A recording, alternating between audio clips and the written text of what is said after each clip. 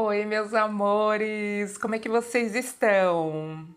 Aqui neste momento, para mim, é boa noite, né? Então, estou cumprimentando vocês no horário que vocês forem assistir meu vídeo. Bom dia, boa tarde, boa noite, sejam bem-vindos ao meu canal, né? Se vocês gostam desse meu conteúdo, vocês dêem um like e se inscrevam no canal, né? E dê um clique lá nas notificações para vocês receberem meus vídeos quando eu postar. Então, pessoal, ontem eu tinha prometido para vocês que eu ia gravar um vídeo falando da minha trajetória nessas OP, desde o começo e como surgiu na minha vida e o como foi, né?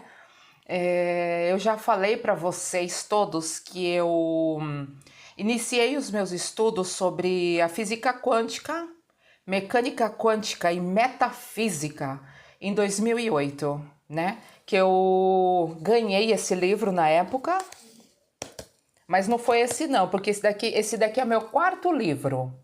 Porque todos os outros que eu ganhei, eu emprestei e não me devolveram, mas tudo bem, né? Eu não tenho problema com nada, eu não sou apegada. Aí esse daqui eu comprei aqui no Brasil e esse eu não empresto para ninguém. Se a pessoa chegar a falar que quer, eu falo, bom, você vai baixar o e-book, né? Aí você lê através... Porque hoje tem digital, né, pessoal? Um livro digital. Então, assim... então não tem problema, certo? Tô aqui falando com vocês e o WhatsApp fervendo, né? Então, e através desse livro eu me aperfeiçoei numa coisa que eu já usava, mas eu não sabia o que era. Eu só sabia que atraía coisas boas para minha vida. E esse livro, ele me fez realmente entender o que eu fazia. Então, quando você começa a fazer as coisas consciente, é melhor. Então, em meados de 2008, há 14 anos, bem no mês de outubro de 2008, eu comecei a trabalhar numa empreiteira lá em Tóquio, na cidade de Hamura, né? Lá eu cuidava de... Eram 1.000 funcionários a empreiteira, então era metade para mim e metade para outro responsável. 500 pessoas eu liderava na época. E nesse mês veio uma pessoa de outra região, que ainda vou homenagear ele, porque ele é meu maníssimo Massal. Maníssimo. Eu sei que eu demorei para gravar esse vídeo, né? Mas você sabe que minha gratidão por você é uma coisa infinita e eterna, né? Ele veio de outra região trabalhar na empreiteira que eu cuidava. E aí eu comecei a fazer transporte dele para a empresa. Da empresa para casa, enfim, eu buscava as pessoas, né? Eu era o motorista. E nisso a gente fez amizade e ele começou a me dizer, me perguntar se eu estudava metafísica, física quântica, se eu entendia sobre a lei da atração. E eu falei que sim, que eu já estava lendo o livro tal, né? E eu queria estudar mais sobre o assunto. Releva o cachorro, tá? Eles estão latindo.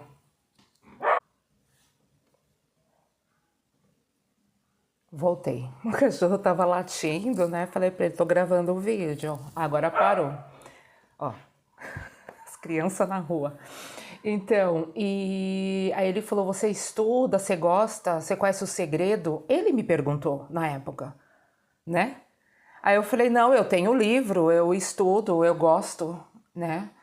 Realmente eu tenho interesse nessa conexão com o universo, onde a gente se liga energeticamente com ele para conseguir realizar as coisas que a gente quer. E nisso a gente fez uma amizade muito legal, pessoal. Então, depois do serviço dele, que eu ia buscar ele lá por volta das 8 horas da noite, né, no serviço, ele falava, vamos pro Joyful? É um restaurante que tem no Japão que é 24 horas. É um restaurante que você pode tomar café à vontade, suco à vontade, né? Aí a gente jantava, aí a gente ficava beliscando. A gente chegava no restaurante, às vezes, 9 horas, né? Nós saíamos de lá 3 horas da manhã. Isso porque a gente trabalhava, às vezes, no dia seguinte, né? Mas na maioria das vezes a gente ia na véspera do descanso, do feriado, né? Assim, do feriado da semana. Tipo, descansava no domingo, a gente ia no sábado, tal. Enfim, a gente ficava a madrugada toda. Então, a gente ficava batendo papo no restaurante até 3, 4 horas da manhã, às vezes. E a gente estudou muito. Eu aprendi muito com meu maníssimo, né? Porque ele é um irmão para mim. Ele, nessa época, ele foi um irmão para mim. O Massal é uma pessoa muito querida, né? E ele sabe que eu tenho a gratidão infinita e ele sabe que logo a gente vai se encontrar de novo. Então, não teve um dia que nós estávamos lá comendo tal, e ele falando, o que você vai plantar para você? Porque você vai colher. Porque eu vi que como você já aprendeu o mecanismo, a gente consegue rápido agora as coisas que a gente quer, ou dependendo do que pedir, pode ser que demore um pouco mais, então depende. Se você pedir, por exemplo, para o universo que você quer tomar um copo d'água, ai, tô com uma sede, tô sem água, nossa, queria tanto um copo d'água, com a lei da atração, essa força da energia, você vai chegar num lugar que alguém vai te oferecer água. Nem que você não precise pedir. Elas vão te oferecer, quer um copo d'água? É assim que funciona a lei da atração, né? Então, dependendo do que se pede, é relativo, tá? Aí eu falei para ele assim, maníssimo, eu vou plantar uma coisa aqui agora, tá? E eu vou conseguir. Ele falou o quê? Eu falei, um dia eu vou estar numa negociação a nível global como tradutora de inglês. E eu vou estar no meio dos grandes, de grandes nomes e grandes pessoas importantes do bem, né? Aí ele falou assim, você vai conseguir, porque eu vi a sua energia expandindo, porque ele tem esse poder de ver isso também, tá, gente? Não duvidem das pessoas, porque tem pessoas fenomenais, ok? Aí eu falei, sério, maníssimo? Ele falou, sério. Eu falei, então a partir de hoje eu vou aperfeiçoar meu inglês para o inglês profissional, porque eu já falava inglês, né? Porque eu sou tradutora de japonês, que era meu carro-chefe, depois espanhol e inglês. Aí eu comecei a aperfeiçoar meu inglês. Todos os dias em casa eu estudava mais e mais e mais e fui aperfeiçoando. Isso no final de 2008. Plantei, já sabia que estava plantado, mas não sabia quando ia chegar. Porque ele falou, a proporção desse seu pedido, maninha, porque ele me chama de maninha. Mãe, maninha, que saudade de você. E ele falou, maninha, pode ser que isso demore bastante. Eu falei, não tem problema. Porque eu sou uma pessoa realmente objetiva e sou muito paciente. Ele sabia, eu sou uma pessoa perspicaz. Eu não desisto de nada que eu quero. A não ser que não vale a pena. Aí eu desisto, né? Mas isso era uma coisa que era uma meta minha. Então jamais eu iria desistir. Aí ele falou, você vai conseguir, mas pode ser que demora. 2008, depois passou 2009, 2010, 2 anos, nada. E eu tinha, assim, a certeza que não ia ser no Japão. Porque no Japão eu era empregada. No Japão eu trabalhava para empreiteira. Eu não conhecia grandes nomes, eu não tinha como entrar numa negociação que envolvesse várias pessoas para um movimento global.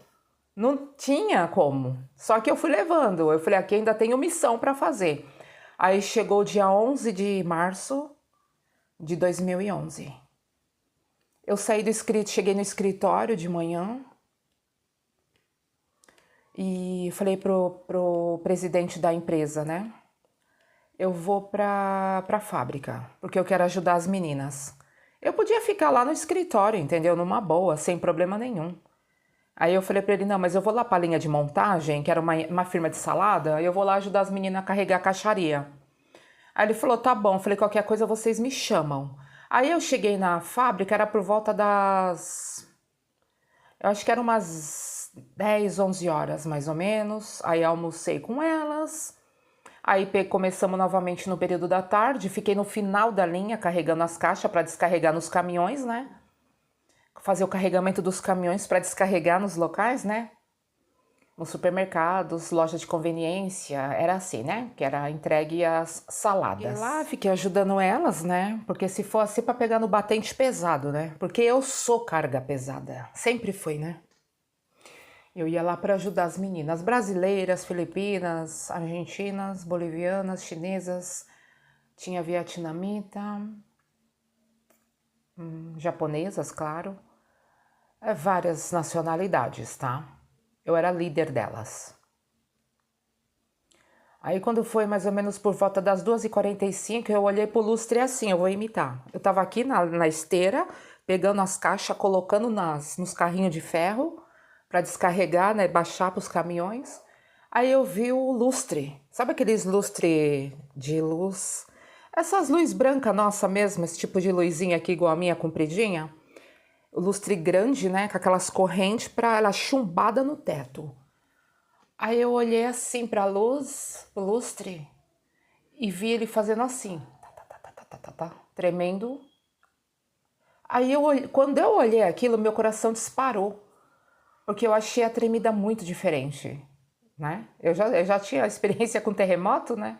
Então, para mim, qualquer sinal de terremoto, já sabia. Olhei aquele estranho, eu tenho, assim, uma percepção muito rápida.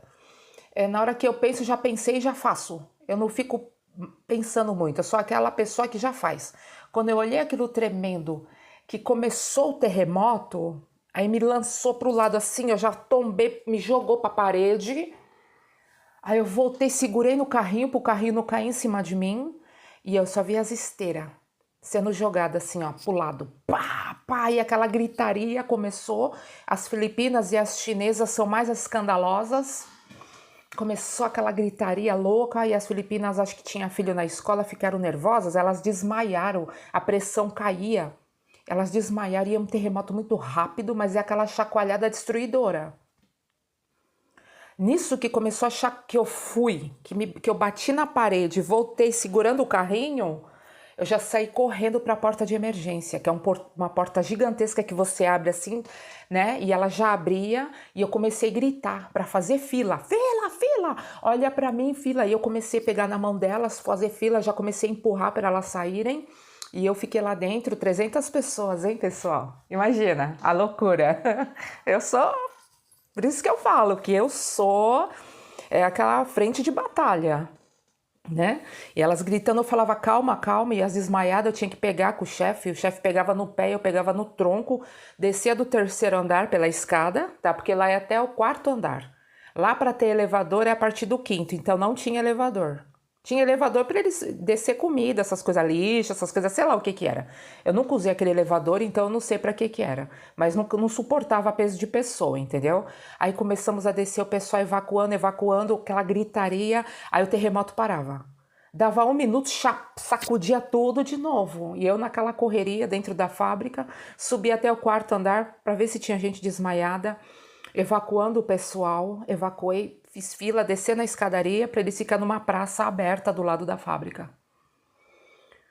Ai, gente. O terremoto foi 2:45 da tarde. E aí já ficou aquele breu, né? A fábrica trincou de ponta a ponta. Eu falei, não, universo. Não é possível que hoje vai ser meu último dia.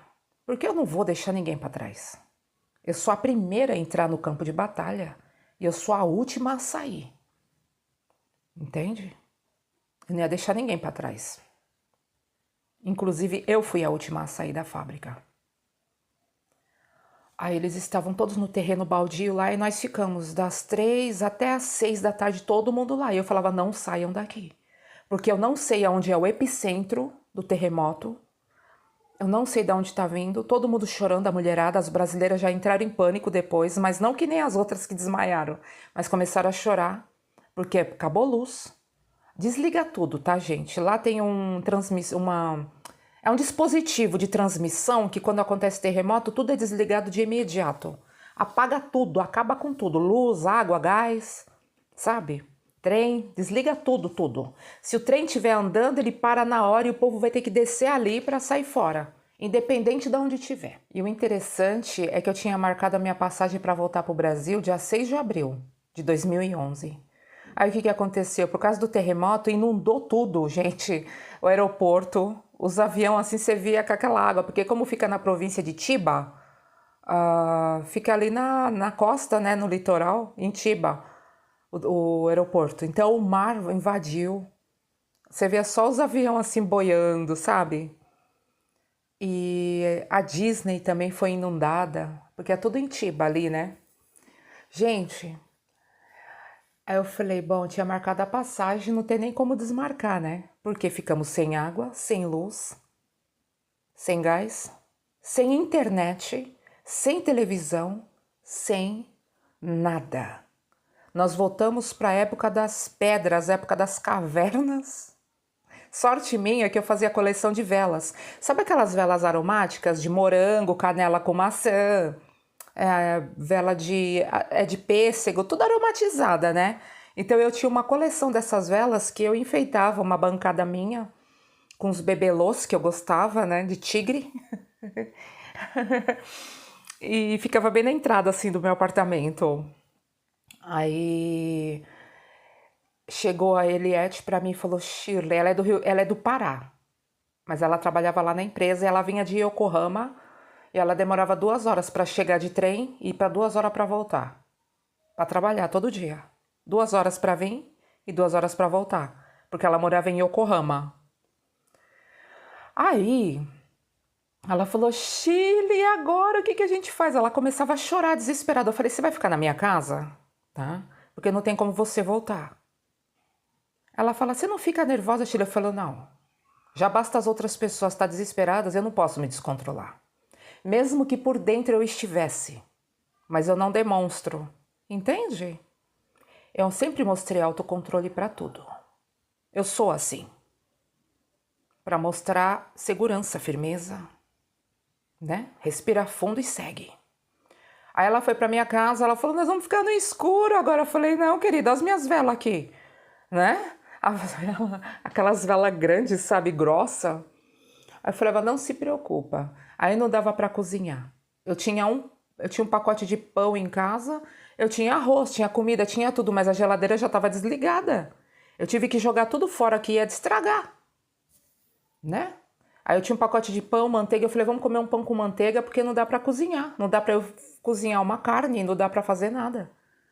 Sabe quando você já sente que não vai dar certo, porque não vai voltar a luz pela proporção do terremoto? Né?